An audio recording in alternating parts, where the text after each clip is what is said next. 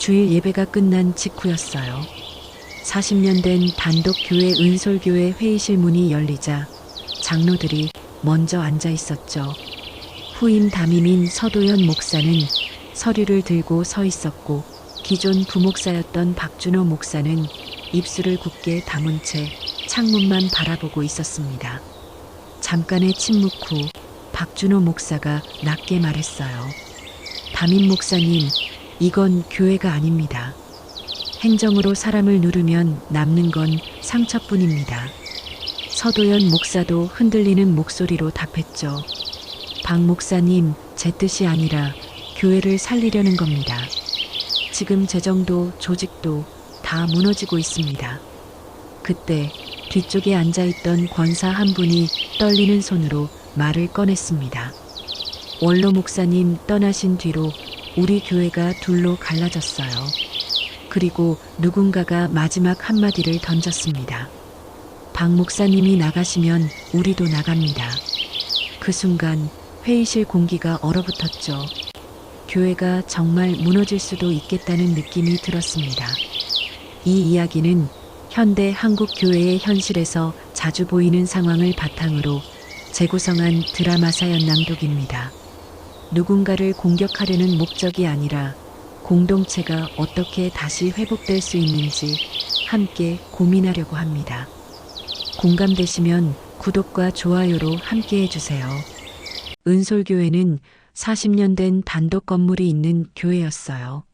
성도는 약 200명, 대부분 50대 이상이었고 청년 청소년은 10명 남짓이었죠. 그래서 늘 익숙한 사람들끼리 모였고 새로 오는 성도는 한 달을 못 버티고 떠나는 일이 잦았습니다. 그런 교회에 큰 사건이 터졌습니다. 오랫동안 교회를 이끌던 원로 한경수 목사가 건강과 교회, 미래를 이유로 퇴임을 발표한 거죠. 성도들은 울었고 동시에 두려웠습니다. 이제 우리 교회는 어떻게 되나 하는 두려움이요. 후임으로 부임한 사람은 40대 초반의 젊은 부부 목회자 서도현 목사와 정다은 사모였습니다. 서 목사는 말씀 중심으로 구조를 다시 세우고 싶어 했고 환대와 돌봄으로 새신자가 머물 수 있는 교회를 꿈꿨습니다. 문제는 기존의 박준호 부목사였어요. 박 목사는 이 교회에서 15년 이상 사역했고 장년 성도들 대부분의 신방과 장례, 상담을 맡아온 사람이었죠. 성도들에게 그는 우리 교회를 진짜로 지킨 사람처럼 느껴졌습니다. 원로 목사가 떠난 뒤 성도들의 마음은 자연스럽게 박 목사 쪽으로 기울었습니다. 그리고 그 기울어진 마음이 곧 편이 되어 교회 안에 조용히 자리 잡기 시작했습니다. 서도현 목사가 부임하고 첫 달 교회는 겉으로는 평온했어요. 그러나 안에서는 작은 불씨가 계속 살아 있었습니다. 서 목사는 재정과 행정을 점검하다가 충격을 받았습니다. 결제 라인이 불분명했고 관례라는 이름으로 굴러가는 일들이 많았죠. 서 목사는 교회를 살리려면 먼저 구조가 바로 서야 한다고 믿었습니다. 그래서 회의에서 조심스럽게 말했어요. 앞으로 결제와 회계는 투명하게 정리하겠습니다. 모든 부서는 동일한 기준으로 갑니다. 그 말이 박준호 목사에게는 다르게 들렸습니다. 자신이 지켜온 사람들과 방식이 한순간에 문제처럼 취급되는 느낌이었죠. 박 목사는 성도들 사이에서 이렇게 말하곤 했습니다. 목사님이 젊어서 몰라서 그래요. 교회는 사람을 모아야지 규칙만 세운다고 되는 게 아닙니다. 장년 성도들은 고개를 끄덕였고요. 그러다 보니 교회 안에는 보이지 않는 대립이 생겼습니다. 교회를 살리려는 개혁과 사람을 지키려는 관례가 부딪히는 모양이었죠. 그때 새로 등록한 40대 초반 집사 부부가 들어옵니다. 김성훈 집사 43, 이윤서 집사 41이었어요.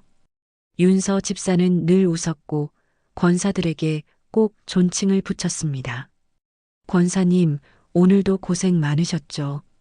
그런데요, 요즘 교회 분위기 조금 무겁습니다. 팩트였지만 말은 따뜻했습니다. 그 한마디가 이 교회의 갈등을 밖으로 꺼내는 시작이 됩니다. 갈등의 결정타는 설교가 아니라 사람에서 나왔어요. 한경수 원로 목사가 떠나며 남긴 말이 성도들 사이에서 다르게 전달된 거죠. 누군가는 이렇게 말했습니다. 원로 목사님이 박 목사님을 후임으로 세우려 했다. 또 누군가는 이렇게 말했습니다. 원로 목사님이 새 담임을 세웠고 박 목사님은 돕기로 했다. 말은 비슷한데 결론이 달랐습니다. 진실이 흐려질수록 사람들은 자기 편한 쪽을 믿게 되죠. 서도연 목사는 박준호 목사에게 손을 내밀었지만 타이밍이 어긋났습니다. 박 목사님, 제가 부족합니다. 같이 해주십시오. 박 목사는 잠시 침묵하다가 답했어요. 같이 하려면 저를 믿으셔야죠. 그 말 속에는 서운함과 자존심이 섞여 있었습니다. 교회는 200명 장년 중심 공동체라서 한번 생긴 편이 빠르게 굳었습니다. 누가 옳으냐 싸움처럼 보이지만 사실은 누가 내 사람인가 싸움이었죠. 윤서 집사는 그걸 정확히 봤습니다. 그래서 공격하지 않고 기분 좋게 팩트를 던졌습니다. 권사님들, 담임 목사님 편이든 박 목사님 편이든요. 새로 온 사람은 그걸 모르고 들어옵니다. 그럼 새로 온 사람은 어디에 서야 합니까? 권사들의 눈이 흔들렸습니다. 교회가 어려워진 이유가 정책이 아니라 분위기일 수 있다는 걸 처음 자각한 거죠. 윤서 집사 부부는 중재자처럼 행동하지 않았습니다. 오히려 새로 온 사람답게 솔직했습니다. 윤서 집사는 예배 후 로비에서 권사들에게 웃으며 말했어요. 권사님, 제가요, 여기 오래 다니고 싶습니다. 그런데 왜 서로 인사도 안 하세요? 무서워요. 존칭과 웃음이 있으니 그 말이 비난이 아니라 고백처럼 들렸죠. 권사 한 분이 머쓱하게 웃었습니다. 아이고, 우리가 원래 말이 없어서 그래. 윤서가 고개를 끄덕였어요. 그럼 제가 자주 말 걸겠습니다. 권사님들, 제가 반겨주시면 좋아하시죠? 그 말에 로비 공기가 아주 조금 풀렸습니다. 한편 서도연 목사는 박준호 목사에게 다시 자리를 만들려 했습니다. 신방팀, 교육부, 새가족팀을 정리하며 박 목사의 역할을 명확히 하려 했죠. 그러나 박 목사는 그걸 권한 축소로 받아들였습니다. 박 목사가 가까운 성도에게 말합니다. 저 사람은 교회를 모르는 사람입니다. 숫자와 문서만 보는 사람 같아요. 그 말이 장년들의 마음에 박혔습니다. 오래 수고한 사람들의 자존심이 움직였기 때문입니다. 갈등의 조짐은 이제 분명해졌습니다. 장로 단톡방, 권사 단톡방, 장년부 단톡방이 따로 움직였죠. 담임 목사님이 박 목사님을 몰아내는 것 같다. 박 목사님이 교회를 흔든다. 같은 사건을 보고도 해석이 갈렸습니다. 그때 윤서 집사가 남편에게 말했어요. 여보, 이건 누가 맞냐 싸움이 아니네요. 두려움 싸움이네요. 성훈 집사는 조용히 고개를 끄덕였습니다. 그러면 두려움을 멈추게 하려면 누군가 먼저 내려와야 해. 그 누군가가 누구인지가 문제였죠. 담임 목사가 내려오면 권위가 흔들리고 부목사가 내려오면 자존심이 무너집니다. 그래서 아무도 먼저 못 내려옵니다. 서도연 목사는 사모에게 털어놓습니다. 여보, 내가 뭘 해도 누군가는 상처를 받아. 사모는 낮게 말했어요. 상처를 피하려고 진실을 피하면 상처가 더 커지죠. 그날 밤 서 목사는 결심합니다. 원로 목사에게 직접 찾아가 진실을 확인하겠다고요. 교회가 갈라진 이유가 소문이라면 소문을 멈출 근거가 필요했으니까요. 원로 목사 한경수는 조용한 아파트 거실에서 서도연 목사를 맞았습니다. 서 목사가 조심스럽게 물었죠. 목사님, 교회에서 후임 문제로 소문이 큽니다. 진실을 알려주십시오. 한 목사는 한참 침묵하다 말했습니다. 내가 떠나며 사람을 제대로 정리하지 못했다. 그게 내 죄다.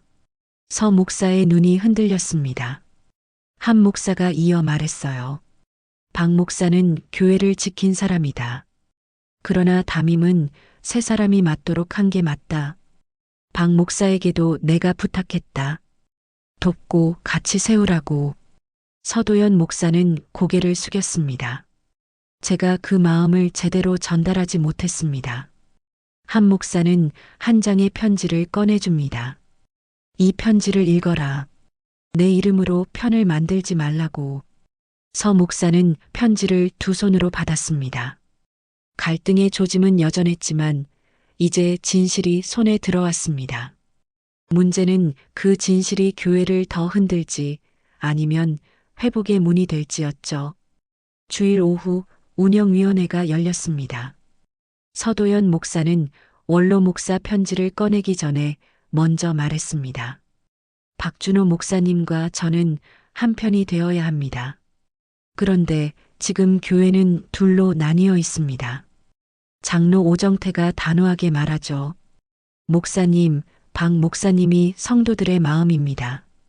그걸 모르면 담임 자격이 없습니다.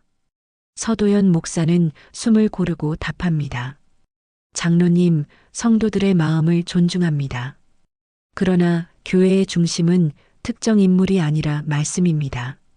그 순간 박준호 목사가 말을 꺼냈어요. 담임 목사님 말씀을 말하면서 사람을 잃고 있습니다. 교회는 사람입니다. 서 목사가 흔들리며 말했죠. 저도 사람을 지키고 싶습니다. 그런데 질서가 무너진 채 사람만 붙들면 결국 더 크게 무너집니다. 말이 오가며 회의는 교회론이 아니라 감정 싸움이 되기 시작했습니다. 권사 한 분이 울먹이며 말합니다. 원로 목사님 떠나신 뒤로 우리 교회는 매주 전쟁 같아요. 그 말이 모두의 마음을 때렸습니다. 여기엔 승자가 없다는 사실이 분명해졌죠. 하지만 감정은 이미 절정으로 올라가 있었습니다. 그날 밤 단톡방은 폭발합니다. 박 목사님이 나가면 나도 나간다. 담임 목사님이 교회를 망친다. 서도연 목사는 그 메시지들을 읽고 손이 떨렸습니다. 박준호 목사도 마찬가지였죠. 다음 주일 박 목사는 설교를 맡았습니다. 설교 본문은 사랑이었지만 교회 사람들은 설교보다 표정을 봤습니다. 말 한마디가 편의 신호가 되어버린 공동체니까요. 예배 후 로비에서 박 목사를 따르던 장년들이 몰려들어 말합니다. 목사님, 너무 마음 쓰지 마세요. 우리 편이 있잖아요. 박 목사의 얼굴이 굳었습니다. 그 말이 위로가 아니라 유혹처럼 들렸기 때문입니다. 반대로 서도연 목사에게도 사람들이 붙었습니다. 목사님 밀어붙이세요. 지금 바뀌지 않으면 끝입니다. 둘 다 교회를 위한 말 같지만 실은 둘 다 교회를 더 갈라놓는 말이었습니다. 윤서 집사는 그 장면을 보고 권사에게 조용히 말했어요. 권사님, 지금은요 편을 더할 때가 아니라 편을 줄일 때입니다. 권사는 한숨을 쉬었습니다. 그 말을 반박할 수 없었죠. 갈등은 이제 결정을 요구했습니다. 결정적인 순간은 박준호 목사가 회의실에서 꺼낸 한 장의 종이였습니다. 담임 목사님, 저는 사임서를 준비했습니다. 회의실이 얼어붙었습니다. 누군가는 안도했고 누군가는 분노했습니다. 서도연 목사는 눈을 감았다가 천천히 말했어요. 박 목사님, 이건 교회가 이기는 방식이 아닙니다. 박 목사가 고개를 들었습니다. 그럼 제가 뭘 해야 합니까? 저는 제 사람들을 지키려 했습니다. 서 목사도 솔직해졌습니다. 저도 제 방식으로 교회를 살리려 했습니다. 그런데 지금 둘 다 사람을 다치게 했습니다. 침묵 끝에 윤서 집사가 입을 열었습니다. 두 분이 서로를 이기려는 게 아니라요. 서로가 서로를 살려야 합니다. 그래야 성도들이 멈춥니다. 그 말은 길지 않았지만 모두가 알아들었습니다. 갈등의 폭발이 지나고 나면 남는 건 회한입니다. 다음 주 서도연 목사는 예배 후 원로 목사 편지를 읽었습니다. 목소리가 떨렸지만 또박또박 읽었죠.